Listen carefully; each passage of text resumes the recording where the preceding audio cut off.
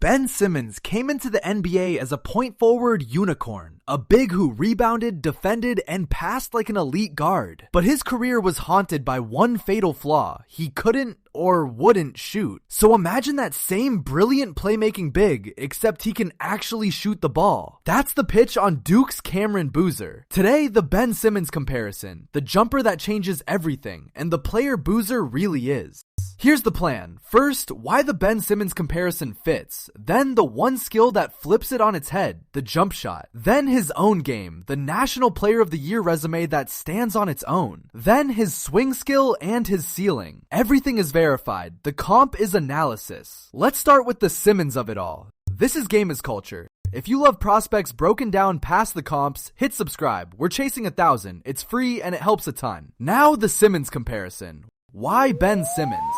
The comparison starts with the passing, because that's Boozer's superpower. He's a high-level playmaking big, a 6'9", 250-pound forward who reads the floor and creates for others like a guard. Analysts say flat out that his passing is what separates him from everyone else at the top of this class. That point forward, offense from the elbow skill set is exactly what made Ben Simmons special. The vision is real. And the all-around stat profile rhymes too. People literally pulled up Ben Simmons' college stat line and found Boozer's was strikingly similar. Except, as one put it, Boozer was actually way better. Over 22 points, 10 rebounds, and 4 assists a game. A true do-everything big who fills every column. That rebounding, passing, point-forward package is the modern version of what Simmons was billed to be. The jumper that flips it. Now the part that flips the comp on its head. Ben Simmons' career was defined by his refusal and inability to shoot. Defenses ignored him beyond the paint, and it broke his game in the playoffs. Boozer is the opposite. He shot 39% from 3 and 79% from the line as a freshman. He's a willing, capable shooter who stretches the floor. That single difference fixes the exact flaw that capped Simmons. And you cannot overstate how much that matters. A playmaking big who can't shoot, like Simmons, gives defenses an easy out. They sag off and clog everything. A playmaking big who can shoot is nearly impossible to guard, because now they have to respect him out to the arc, which opens up his passing and everyone else's driving lanes. The jumper doesn't just add points, it unlocks the entire point forward dream.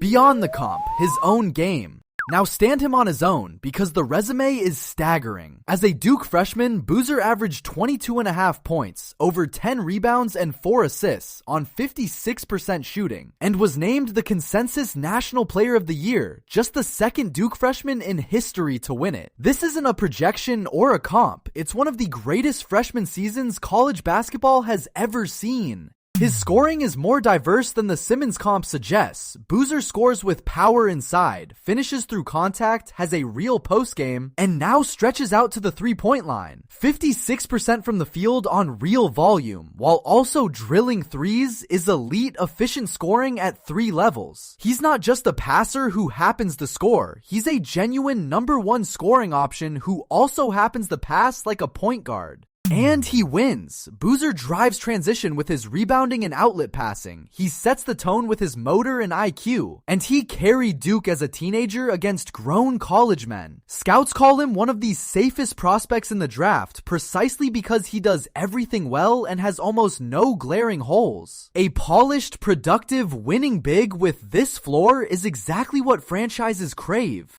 So on his own terms, Boozer is a National Player of the Year big who scores at 3 levels efficiently, rebounds like a center, passes like a point guard, and shoots it from deep. That's not a Ben Simmons clone. That's a more complete offensive player than Simmons ever was. The comp gets the playmaking right. His scoring and shooting are what make him his own scarier prospect. The swing skill. So what's the knock? It's not a skill, it's the athletic ceiling. Boozer wins with strength, skill, and feel. Rather than explosive, rim-rocking athleticism, he lacks, as one analyst put it, the razzle-dazzle. Prominent voices have questioned whether that caps him as a very good starter rather than a true superstar. The bet against him isn't that he'll be bad, it's that he might not have a high enough gear to be a number 1 option in the NBA.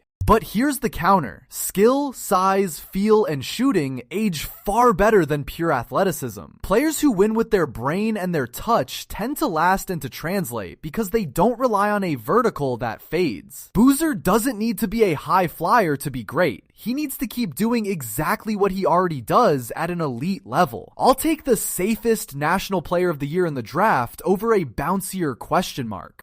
The ceiling. So what's the dream? A 6'9", 250-pound point forward who scores 20 plus efficiently, rebounds 10, passes like a guard, and spaces the floor with a real 3. That's a perennial all-star and an offensive hub you build a whole system around. Basically the unicorn Ben Simmons was supposed to become, with the shooting that Simmons never added. The ceiling is a franchise cornerstone big.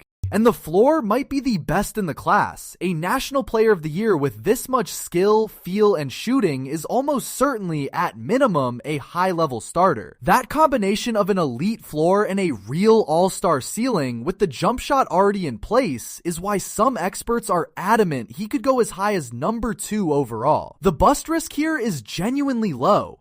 So how real is Ben Simmons with a jump shot? The playmaking big comparison is dead on, and the jumper genuinely is the thing Simmons never had. The only caveat is the athleticism. Boozer isn't the freak leaper Simmons was, but as a hook, a do-everything point forward who can actually shoot, it perfectly captures why he's a top 3 lock. He took the Simmons blueprint and patched its one fatal bug. Where does he go? Boozer is a top 3 lock, and some analysts are convinced he lands as high as 2nd overall. Whichever rebuilding team grabs him gets a plug-and-play, do-everything big who makes everyone around him better from day one. He's about as safe a foundational piece as this loaded class offers, the kind of player you build a decade around. Bloodlines in the basement floor. Boozer's feel didn't come from nowhere. He's the son of 2-time All-Star Carlos Boozer, raised around the pro game, and it shows in his polish and IQ. He rarely forces a bad shot, almost never gets sped up, and consistently makes the right read. That basketball maturity, doing the smart thing again and again, is a big reason scouts call him the safest prospect in the draft. He plays like a 10-year veteran already. So what does he need to prove? Mostly the athletic translation. Can he finish and defend against longer, bouncier NBA bigs the way he bullied college ones? The answer is probably to lean even harder into the shooting and passing, to win with skill rather than force at the next level. The good news? He already has those tools in abundance. His game is built to age gracefully, not to fade. And the fit is universal. A 22-point, 10-rebound, 4-assist big who shoots and passes fits literally any roster, any timeline, any style. He can be the hub of a rebuild or the connective big next to other stars. That positional flexibility, plus the highest floor in the class, is why some have him going as high as 2nd overall. You simply cannot go wrong drafting Cameron Boozer. So is Cameron Boozer really Ben Simmons with a jump shot? The point forward passing is elite. The 3-point shot fixes the one thing that broke Simmons, and the National Player of the Year resume is all his own. So do you buy it, and where would you draft him? Tell me below. And if you want every top prospect broken down past the comps, subscribe and join the family.